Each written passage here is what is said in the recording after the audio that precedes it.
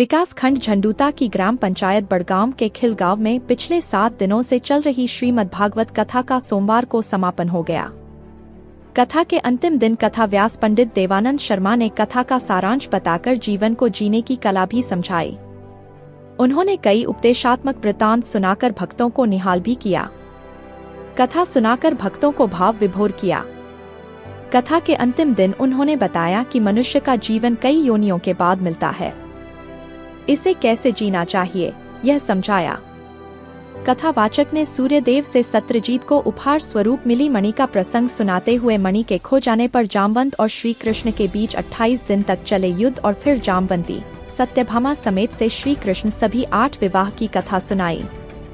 उन्होंने बताया कि कैसे प्रभु ने दुष्ट भौमासुर के पास बंदी बनी हुई 16,100 कन्याओं को मुक्त करवाया और उन्हें अपनी पटरानी बनाकर उन्हें मुक्ति दी। उन्होंने सुदामा चरित्र को विस्तार से सुनाया। कृष्ण और सुदामा की निश्चल मित्रता का वर्णन करते हुए बताया कि कैसे बिना याचना के कृष्ण ने गरीब सुदामा का उद्धार किया।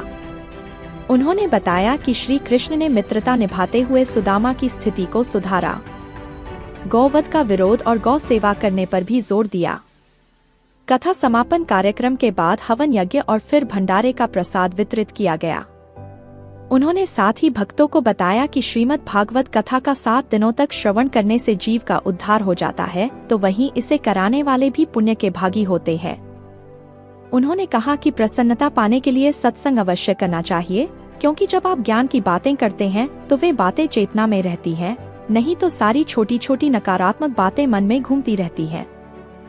जीवन में रोना धोना सुख दुख तो आते जाते रहते हैं, मगर यह जान लेना चाहिए कि मैं एक विशाल मन का एक छोटा सा अंग हूँ। यह सजगता आप में अथाह सहन शक्ति और ताकत लाती है। इस मौके पर कथा के आयोजक नंद किशोर गौतम, अंबिका गौतम, नित्यानंद, दया किशन, हर्षानंद, निर्मल गौतम, राजेश गौतम, विनय गौतम, दयानंद गौतम सहित अन्य ग्रामीणों ने कथावाचक को विदाई दी। कंस से कहा था कि तेरा काल अब तक तो हो चुका है और गोकुल के अंदर सुरक्षित है, इसलिए कंस ने आपातकालीन बैठक बुलाई और सभी असुरों को बुलाया और सभी असुरों को बुला करके सभी असुरों को बुलाया और बुला करके पूछना प्रारंभ किया कि मात्र 6 महीने तक के बालकों को खा जाने की शक्ति किसके अंदर है। किसने पूछा? कंस ने। तो पूतना कहते मेरे अंदर शक्ति। अब पूतना किसको कहा जाता है? भागवत के अंदर एक एक शब्द का अर्थ है। पूत का अर्थ होता पवित्र और ना करता नहीं।